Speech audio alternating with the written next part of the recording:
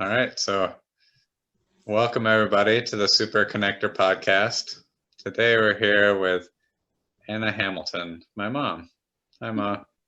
Hi, Good to see you today. you too. So we're going to start right at the beginning, which is with her birthday. So will you tell us your birthday, please?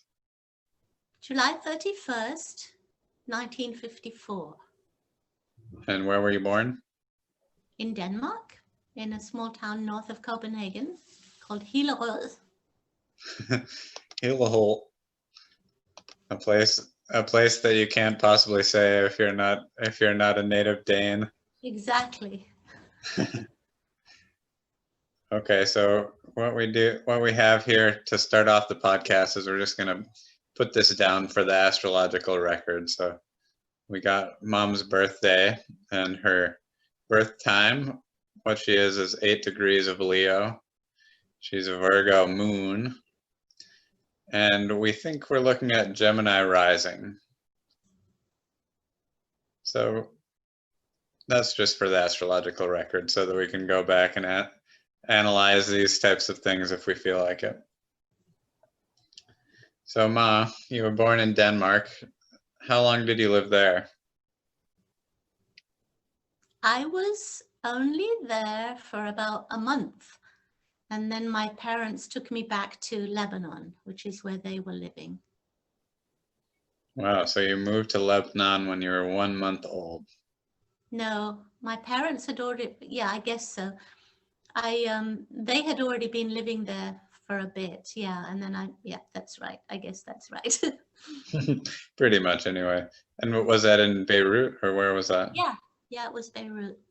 Wow. And so that's a time period, I guess, that you don't particularly remember much about. How old were you when you moved away from there? Yeah, I don't remember. I was about 18 months. And then where did you go to next? And then to England, near London. Mm-hmm. And then I was 3.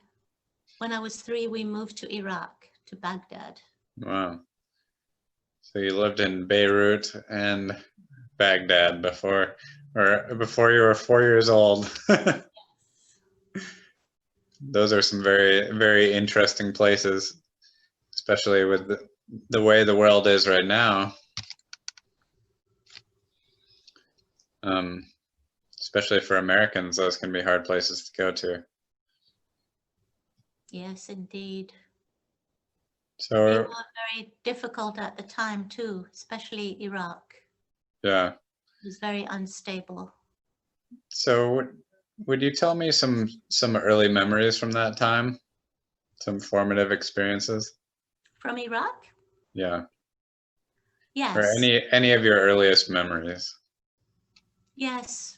Some of the most vivid memories are I lived on a street that had been newly built, and we had a really nice house, but it was a dirt road, and we had a gardener. We had a really nice yard, and opposite lived the gardener with his children in a mud hut. And Wow. they were dirt poor, literally dirt poor. And his children became my friends. And we played together all the time. There were two girls who were the same age as me, or a little bit older, maybe a little bit younger. And those were the ones I played with most. The oldest of the girls was called Araja, which means poor one, because Oh, she wow. had only one. She used to hop around on one leg because her leg under the knee was missing, and she only had one complete arm. The other arm below the elbow was missing. And so she could only hop around, but she was one of my best friends. She and her younger sister, Renee was her younger sister's name. And then Fahima was a younger sister. And I spent all my time playing with them, and they wore these long blue cotton dresses. And I asked Svea, who was living with us at the time, that was a dear family friend, if she would please make me a dress like that so I could look like my friends. And she did. So I also had a blue long cotton dress like my friends. And they had never had a bath before because they hadn't had water. They had no running water. And so Svea gave them a bath and gave them some good food. They barely had any good food their whole lives. But I have so many memories from that time, very, very vivid memories. Those are just some that I can tell you. But the poverty was just unbelievable. Mm-hmm. And the things we played with, we took these sticks, and then we took little pieces of black fabric and wrapped them around the sticks to make dolls. And we loved those dolls. We played with those dolls. Mm-hmm. And everybody had fleas or lice. So I got lice and fleas, which I gave to my mother. And one of my favorite things to do was to eat with my friends. Because what they would do, they would just put a giant flat tin bowl in the middle of the ground, and the whole family would sit around that, and they would eat out of the same bowl. And it would just usually be rice with some kind of spices or something, usually no meat.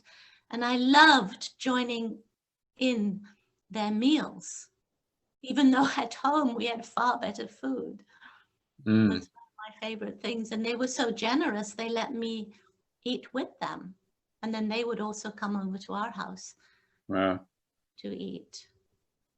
That's so interesting. And why do you think you preferred eating over there with them? I don't know. The food tasted delicious. It was this lovely rice. Special rice. Yeah, but then Svea, every now and again, she would make a huge cake.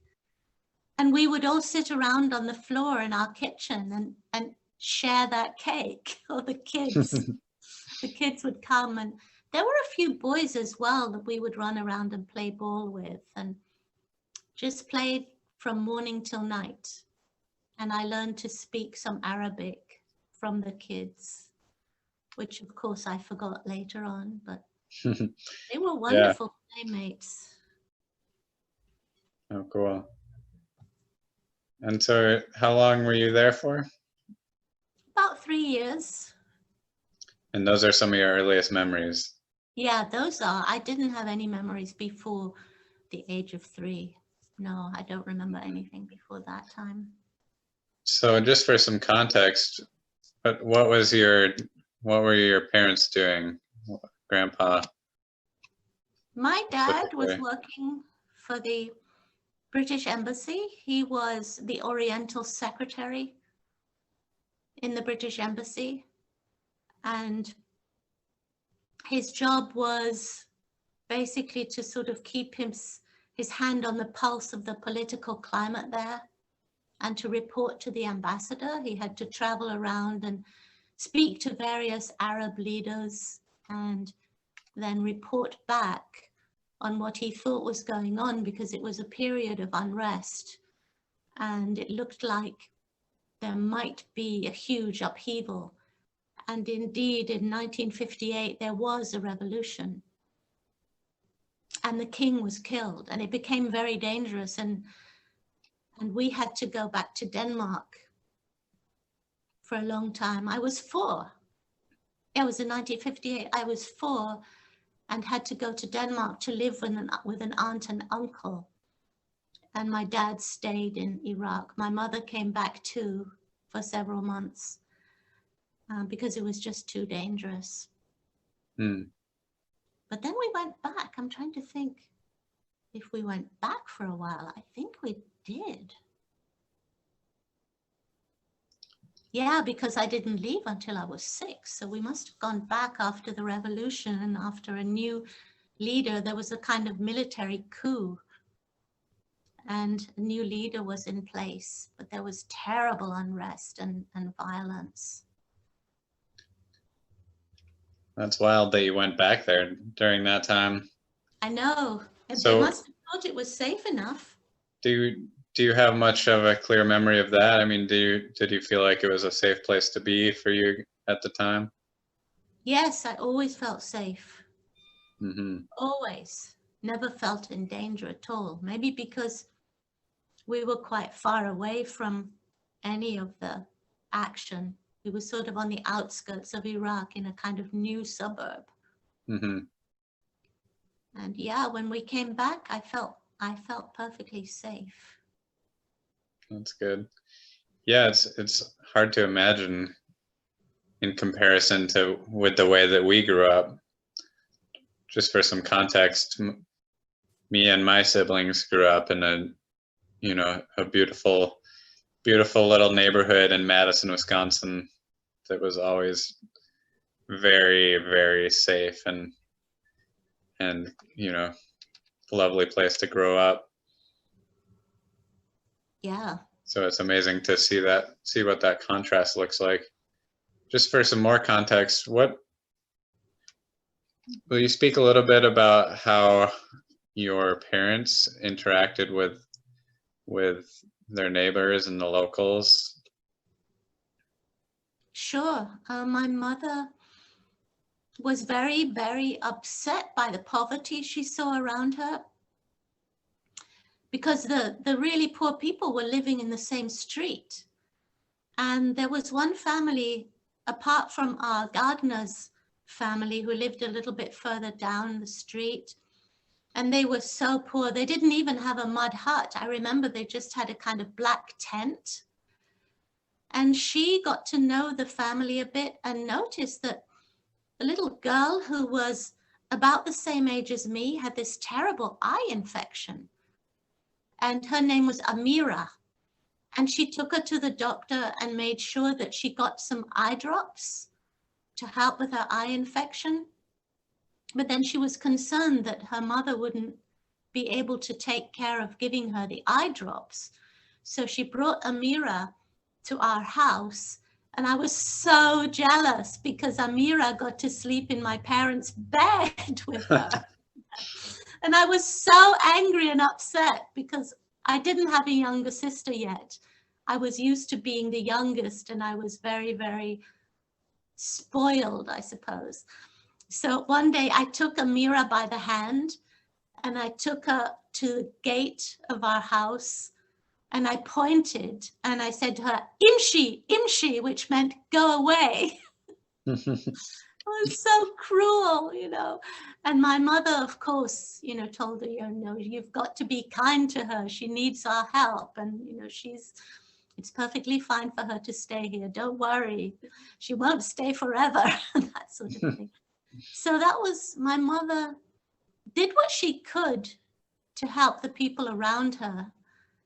And also the ambassador's wife was a very snobbish, demanding woman. And she expected my mother to sort of be there whenever she needed her. But because, soon after that, my younger sister Helena was born in 1959, and they did come back after she was born, as I told you earlier, but I didn't tell you that Helena was born in 59. And she told the ambassador's wife that her children came first and that she had to look after her children because she didn't want to have a nanny. She didn't want to farm her children out to anybody else. And she said, "I will do what I can for you, but my children are the most important."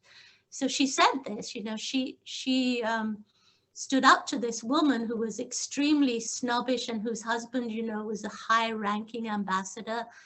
And apparently this ambassador's wife really liked my mother for showing such spirit. So anyway, that was what she did. She was always very outspoken and wasn't afraid of people just because of their rank. She found that just ridiculous and not something she paid attention to. Yeah, I can really imagine that, having known her Yeah, you in know her her. later years. Yes. And what Yeah, about your father? How did you see him interacting with the people in the place there? my dad, I think the thing about my dad, he's a very gifted linguist and he had learned to speak Arabic really well. So he was able to communicate very effectively with the Arab leaders and businessmen of the time and then communicate back to his ambassador. And he warned the ambassador that there would be something, that there was an uprising on the cards. But the ambassador wouldn't listen to him. He just ignored him. Mm. And I think he also warned the Foreign Office back in England, but basically nobody, he was such a junior officer in the embassy that nobody really paid attention to him. But then he turned out to be right.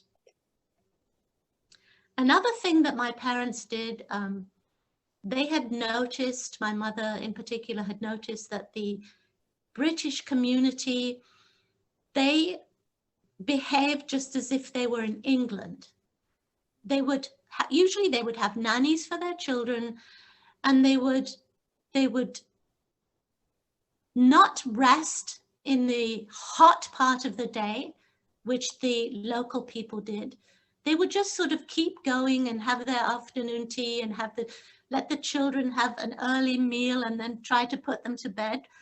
Whereas the local people, they rested during the hottest part of the day. And so my mother made sure that we did that too, because it really was unendurably hot in the afternoons. It was really, really unbearable. And then we had a flat roof. And a lot of the Arabs would just let their children stay up late and then sleep on the roof where it was cool. So my parents observed that and did like the locals did. And also my mother found out about the local foods and learned to cook the local foods and gave us the local foods. And that was so much more effective than eating the same things as you would back in England, you know? Yeah, that's really cool. That makes sense that they would want to do that. I hear a voice. You want to say hi to Grandma?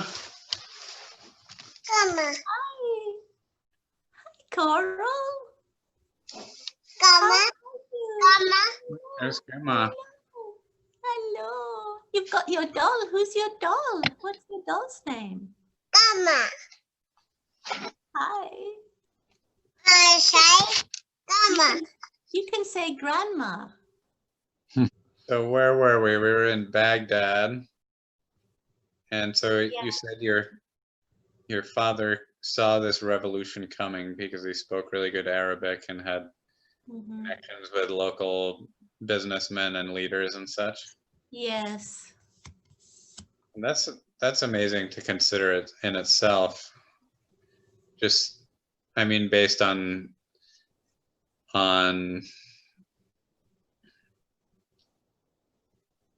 the real skill as a diplomat and as a human connector to be able to make those kinds of relationships in what seems like a pretty dangerous situation. Yeah. And he had really a lot of experiences that prepared him for that, I would say. Also, would you say a little bit about some of those, or one that comes to mind?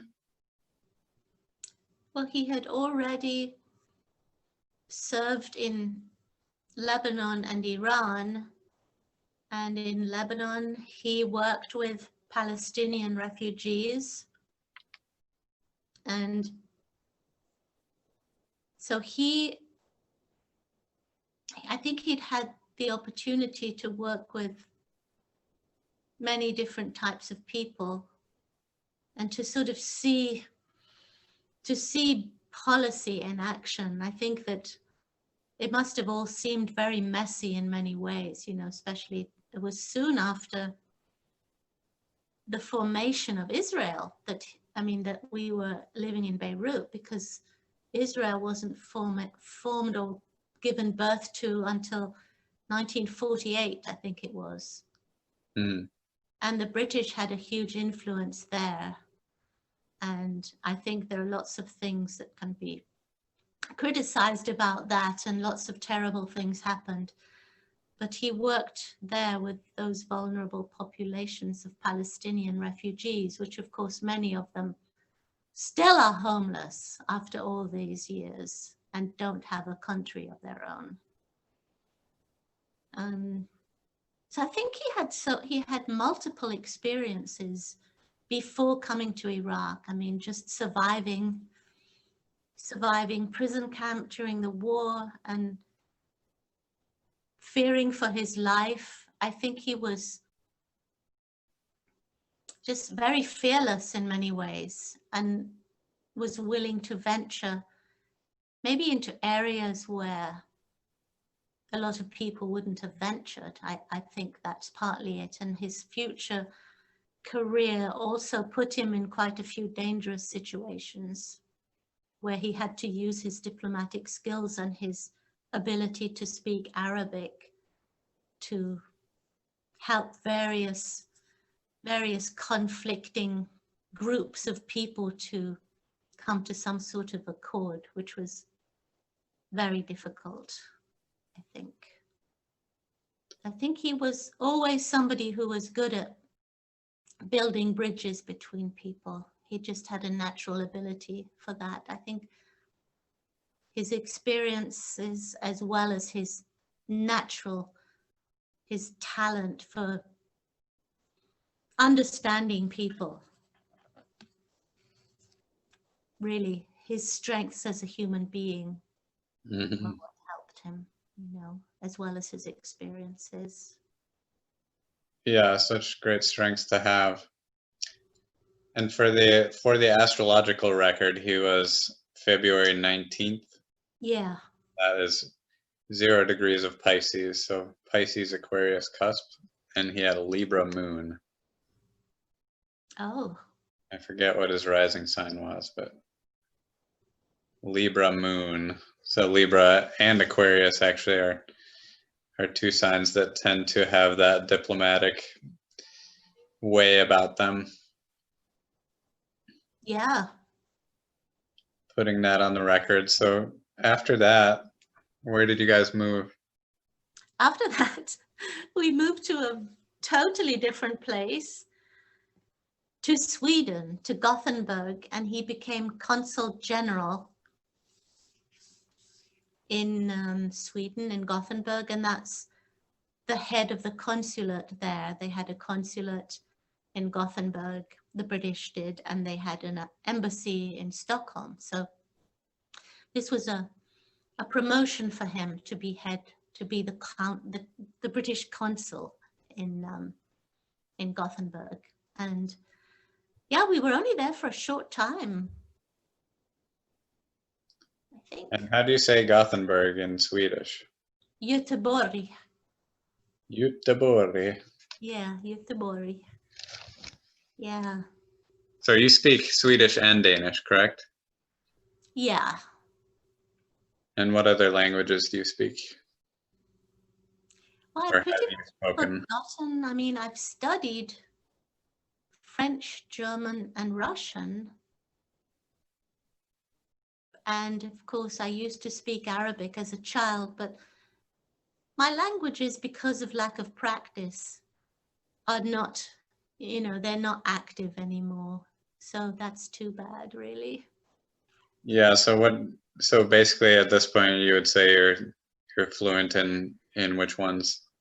Just Swedish and Danish, I would say, and English. Well, that's pretty good. I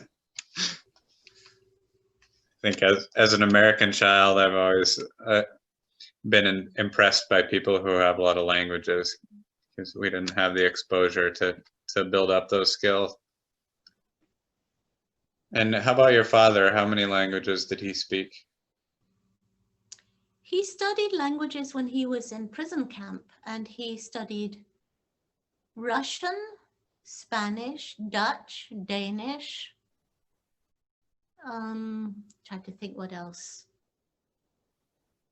he had already had exposure to English, to German and French, but he didn't keep up. He became very fluent in Danish, which was helpful since he married a Dane. But then later, when he left prison camp and he came home and he applied to the Foreign Service, he had all those languages he'd studied, but they said, oh, we can see you know how to learn languages. Now, how about learning a new one? So he was sent to Iran and he studied Farsi and became quite fluent in Farsi. And after that, he studied Arabic. And then when we moved to Arabic was really his main language and he loved Arabic. Then when we moved to Malaysia, he studied Malay, became quite good at Malay. He spoke Swedish as well. He spoke good Swedish. And he started to study Chinese when he was living in Singapore, but never got very far with that. But he was a very good linguist. He learned quickly and he loved languages. Mm-hmm. Amazing. So then after Göteborg, where did you go? Then we went to England. Then my dad was moved to work in London, and we lived in Brighton on the south coast of England. So my dad commuted to London every day, which was about 1 hour's commute by train.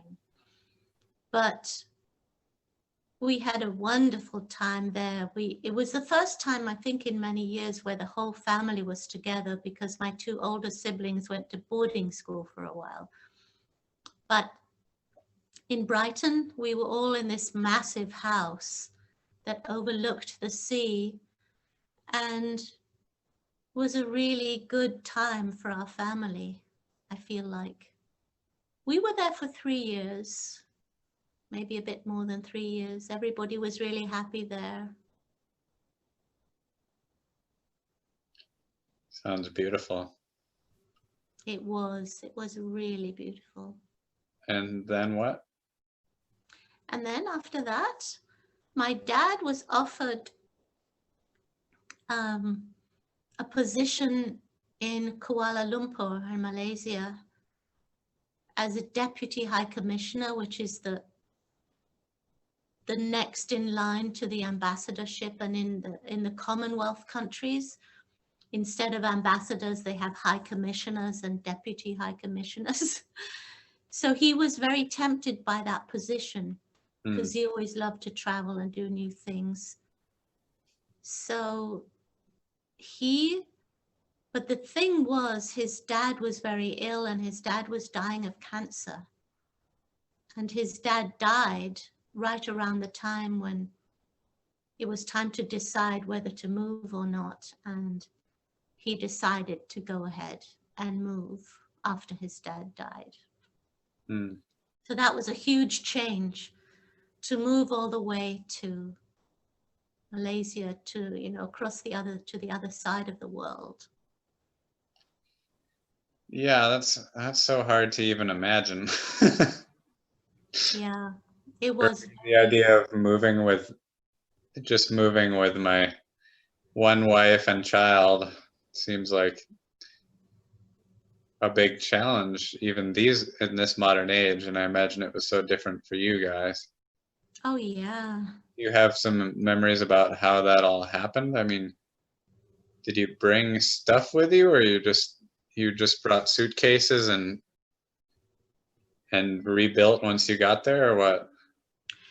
We had basic things, a few things we brought with us, but because we belonged to the diplomatic service, the houses were generally furnished and all the dishes and everything were generally there. So my mother would have a few things packed up and then movers would pack whatever she wanted to bring. But a lot of the things got left in our house in England because they didn't sell the house in England yet, because it seemed premature to do that. And we ended up going out to Malaysia in a ship. So it took us 3 weeks. Wow. It was called the Cathay. And it was so much fun being on this ship. It was amazing because we went through past the Rock of Gibraltar, then we went through the Suez Canal, and you saw the seas changing as you went further south. Mm. And the seas, I remember the Red Sea when we got past the Suez Canal was so beautiful and clear, and there were flying fish following our ship along. And it Wow. was just so beautiful. When we got to the Indian Ocean, we stopped in all these different places. We stopped in Alexandria in Egypt, and we stopped in, where else did we stop? We stopped in Colombo, which was then Ceylon, and was Sri Lanka. We were able to get off the ship and spend a day on this beautiful beach. It was so beautiful. I had my first fresh pineapple there.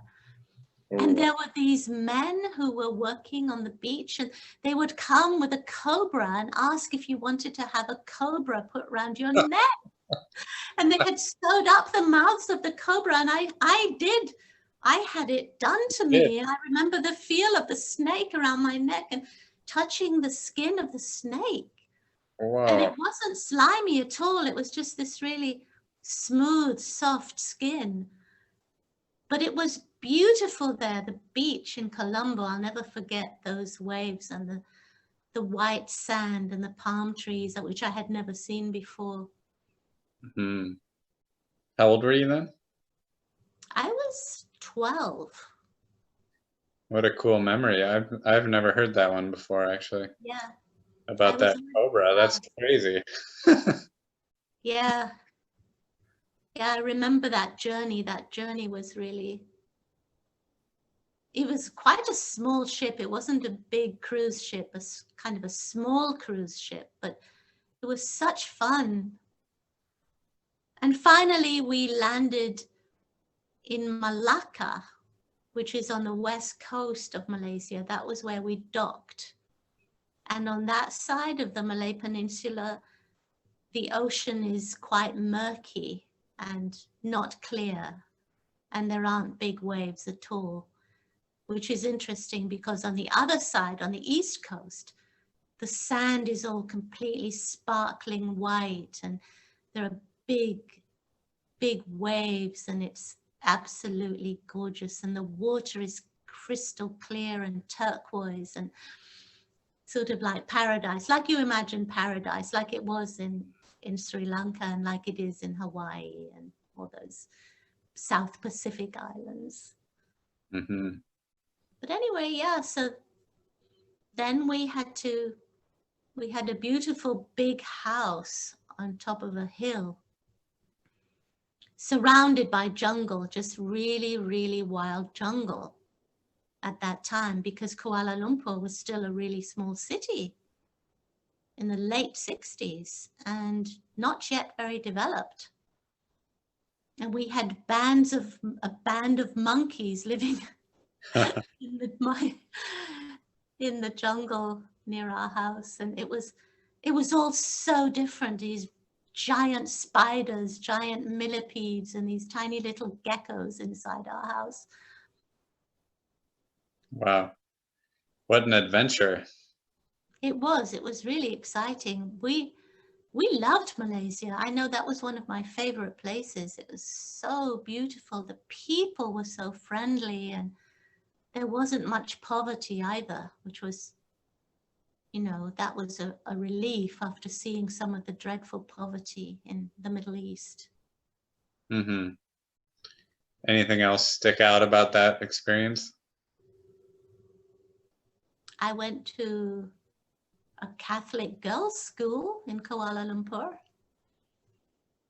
It was called Bukit Nanas, which means Pineapple Hill. And I really liked it. I met some lovely, lovely girls there. Had a good time at that school. But after a while, I asked my dad if I could please go to boarding school because I had switched schools so many times. And I asked him, could I please, because I need to have a more stable education. Mm. And is that what happened? Yes. Where was that? That did happen. I ended up. There was some really strange thing where my dad was called away from Kuala Lumpur quite soon after we'd arrived, because there was some sort of emergency in Aden, which is in the Arab Peninsula, the south of the Arab Peninsula, South Yemen. There was some sort of terrible crisis going on there, and he was called to deal with it. So he had to go there.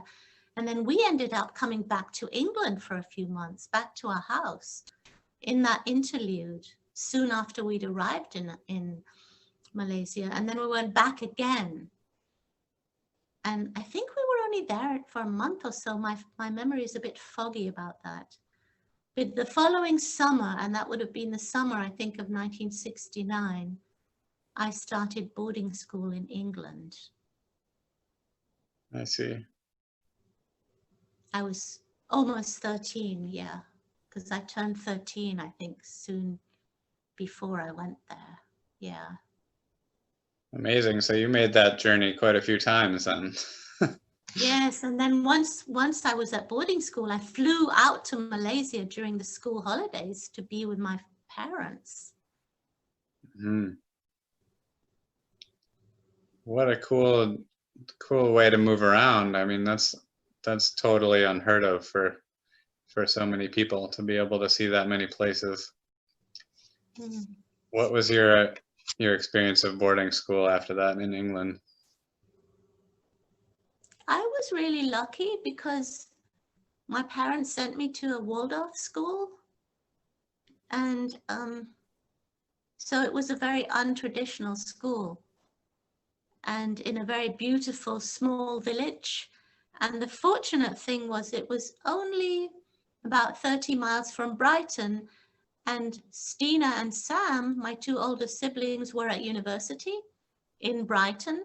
So they were both there, so I could see them reasonably frequently, which was a godsend because once I went to boarding school, I really missed my parents terribly and my younger sister, Helena. So I was lucky. I had family nearby and I could go away for weekends and see them. That really helped because it was a bit of an adjustment being at boarding school to begin with, because we had this house mistress called Mrs. Josephson, who was terribly strict and not very nice. So there were other teachers who were quite nice, but I remember I got into terrible trouble because we were only allowed to have one bath per week. And one time, and so we were only allowed to wash our hair once a week. And one time, one of my friends was having a bath. And so I asked, could I just hop into the bath with you? Because I really wanted to have a wash. And then I also think I washed my hair. Maybe on some other occasion, a friend and I got up after bedtime or something and washed our hair. And there was this young woman, a Norwegian woman, who was kind of our house, sort of an assistant, and lived on the same floor as us. We girls lived upstairs. There were boys living on the lower floor. And she caught us and took us down to Mrs. Josephson. And we got into such trouble for washing our hair. I had this horrible punishment. There was this giant wooden floor in our dining room, and I had to wash and polish that whole wooden floor, which took me hours and hours and hours. That was my punishment, and she was so horrible. She, she told me off and said I was so vain for wanting to wash my hair, and it was a horrible experience. Yes, how dare you wash your hair more than once a week? I know.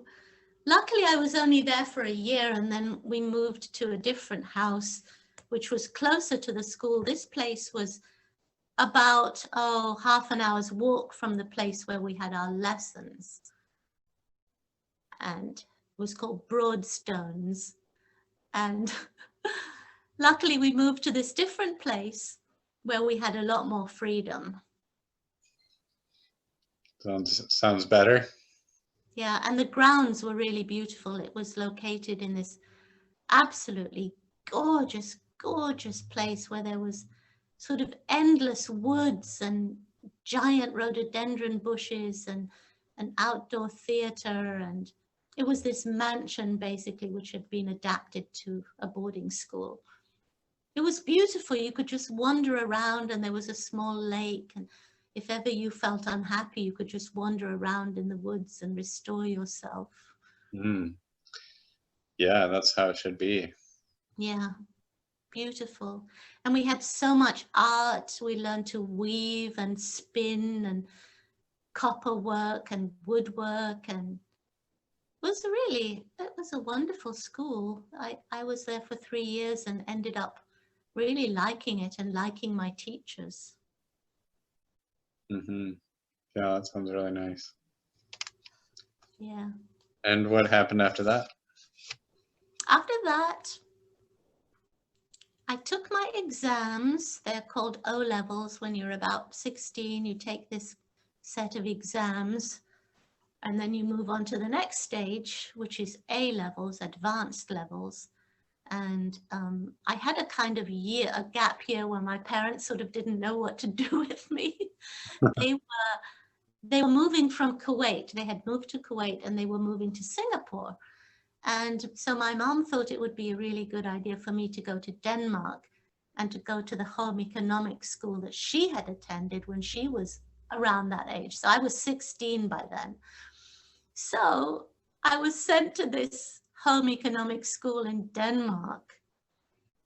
And it was an 8-month course, and you were taught to clean and cook and bake and sew and wash and all these sorts of things, which you would do week by week. And I really didn't like it very much. I met some nice friends, but it just wasn't all that much fun. You didn't enjoy housewife school? No, I didn't enjoy it at all. Yeah, I don't think Things we had to do, like plucking a pheasant. I remember that was one of and learn how to remove different stains and learn how to make Danish open-faced sandwiches and Danish pastries. And we always had these things that everybody had baked. So everybody would put on weight because there were always all these baked items that, in the morning and in the evening. And, so I know I put on weight. Everybody put on weight except those who were able to resist all these delicious things. Wow. Oh, dear. Funny picture there. It was. So it's interesting thinking about just communicating with your family during this time. How is that different from how it is these days? Well, the only way was with letters. We had to write letters. So you made all your plans via letter? Pretty much, yes. We might have had a few phone calls, long distance phone calls, but those were few and far between. And my dad, whenever I had to travel, my dad, of course, would make all my plans, my travel plans, because I was so young. Yeah. But I traveled on my own. And in those days, traveling to Singapore or to Malaysia, the flight was 22 hours because you had to stop and refuel in so many different places on the way. What do you remember doing during those flights? Reading? Mostly reading, yes. Wasn't really much to do. They started having films, but it would just be one screen at the end of the aisle. You didn't even have individual screens. And it would be quite hard to see because, of course, you had to look over all the seats. It was really inconvenient. But there was that. But mostly you'd end up reading or maybe talking to your neighbor. But oh, the flights were so long. It was awful. Yeah. But you could get off if you landed somewhere, like in Bahrain or various places. You could get off and walk around for a bit, get off the plane. And I remember landing in Tashkent in Uzbekistan and going into the airport building. And it was so eerie because it was the middle of the night. And there were all these Uzbeki people standing, staring at us as we came out of the plane. They were just standing behind this fence as if they had never seen any foreigners before. And they probably hadn't. It was probably their nighttime entertainment to see these foreigners coming off planes and walking around their airport for a few minutes. And that was when it was still the Soviet Union. It was very strange. Yeah, you've been to so many interesting places. Yes. What happened next? Let's go through all. After my year, I had some good times with my grandparents, my Danish grandparents. I stayed with them for a few months when I finished my course. And I had become a Baha'i a couple of years before when I was still at boarding school, but that's a whole other story. I don't need to go into that. But I think it was the summer then of 1971, my mother came to Denmark and she fetched me and I went to Singapore with her. And then I went to an international school in Singapore for 2 years and finished my A-levels there. And that was a really enjoyable time because by that time, my dad and my mom had been there for a year. And Helena was there and Stina was there for a while. And we lived in this mansion, this beautiful, beautiful mansion. Because by that time, my dad was the High Commissioner. So we had this enormous garden and we had so many servants and, it was this very strange life. And I went to this really nice school, Singapore International School. Yeah, that's wild. So all that stuff was just set up. I mean, did you hire people to work for you there, or were they already essentially came with the house, or what? They came with the house. Yes, they were already there. There were so many, except that my mother brought a wonderful cook that she had in Kuala Lumpur, a Chinese cook called Ale, and her husband Awong, and their 3 children. She asked them if they would come and work for her because when they first moved there, she had a cook who was really incompetent and he didn't know anything. So she asked Ale to come and help her. And she came with her husband and they were incredible. They were so wonderful, so brilliant, and just helped my mother so much. So my mother worked with them, and there were gardeners and there were cleaners and their families who all lived there as well. Wow. So that was a bit of a strange situation, living like a person of so much privilege and other people living in, cramped conditions. And my mother had to do something about that because each place she went, she always had to improve the conditions of the servants, because in each place there was something that was bad, like too many people had to use one bathroom, or it's just so horrible to think about having had all those servants. It's just very embarrassing. And yeah.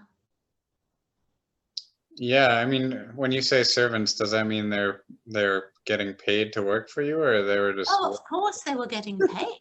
Of course, they weren't slaves. Right. Big difference there.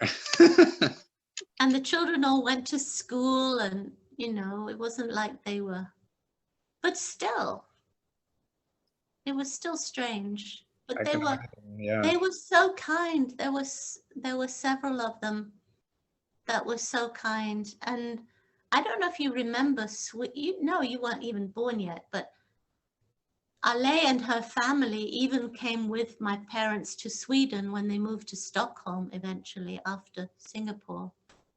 Mm. And they ended up settling there, Oh, wow. staying there forever. Yeah. You said they were Chinese? Yeah. They were Chinese from Kuala Lumpur. Hmm. They were wonderful, wonderful people. Yeah, it's wild to think about, almost living like royalty in that time. It was like royalty. I mean, we even had royalty visiting us. We had Princess Margaret and her husband came to visit, and all these and all these ministers would come and they would stay with us. And my dad and my mum would have to entertain them and take them places. Wow. Yeah. Ted Heath, the Prime Minister, came. And there were all these people who came when my parents were in that position, who just came to the British Embassy for official visits. And then the ambassador would have to house them usually. Yeah. Amazing. Yeah.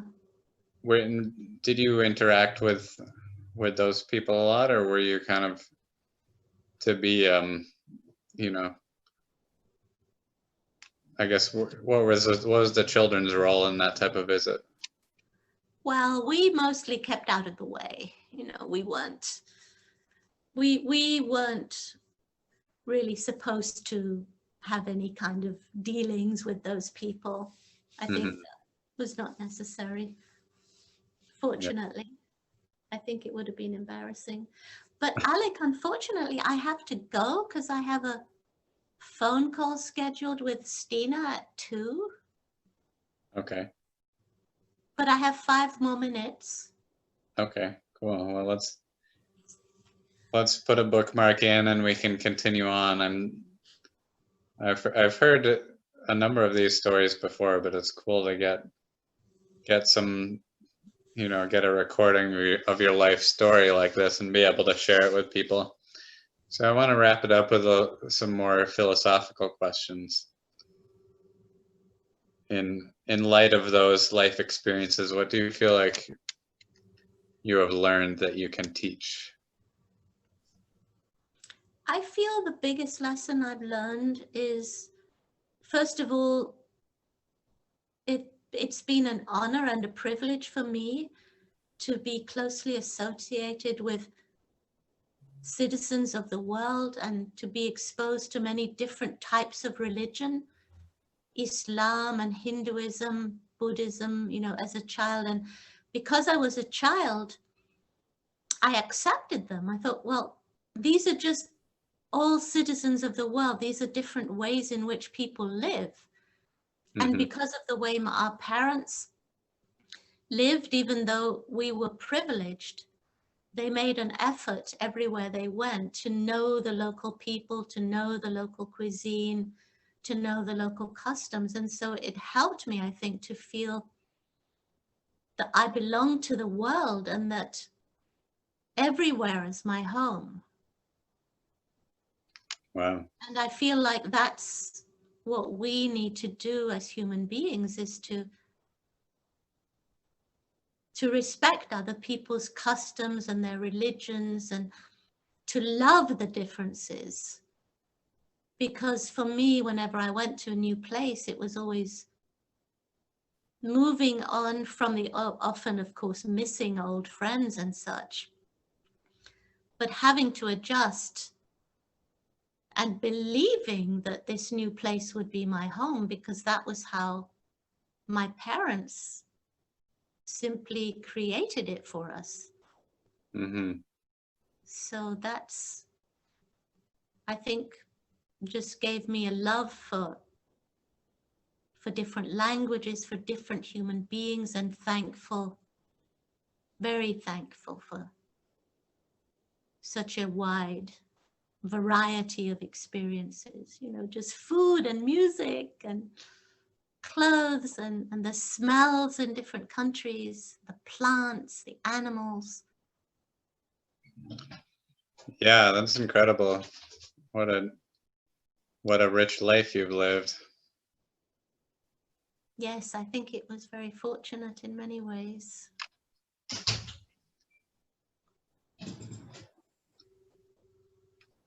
Well, I'd like to get into the rest of the story, but for now, that's a great place to wrap up. I believe that that's a very important message for us to be hearing right now, and a perspective that will never get old. Or actually, I guess we should hope that it gets old and becomes completely common knowledge. Yeah, that is just taken for granted by everybody. Yeah, that sounds like a good world to be living in. So yeah, we'll do an episode 2 and get into some of the rest of your story. But it's been lovely to talk with you, Ma.